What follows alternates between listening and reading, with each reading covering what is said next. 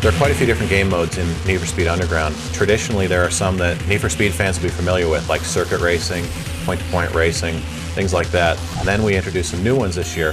The first one we introduced was drag racing.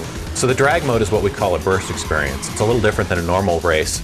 It's basically one large race compressed into about 30 or 40 seconds, and the emphasis isn't on finding the best line or tracking down your opponent. It's about reaction time, so how fast can you get off the line, when do I shift, when do I use my nitrous, and how do I avoid obstacles inside the world.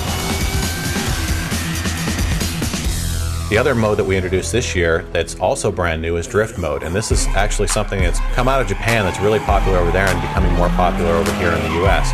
Basically, it's a mode all about style, and it's all about getting your car sideways. So it's not about how fast you go around the track, although speed is an element of it. It's all about how well you get your car sideways and how far you can drift your car out in turns. I'm Greg Euler. I work for EA in Vancouver, Canada. I was one of the producers on Need for Speed Underground. Today we'll focus on drift racing. Now drift is basically sliding sideways with speed. So the faster you go, the longer your drifts, the more sideways you are, the more points you'll score. Basically, as you do a drift and score points, your multiplier goes up.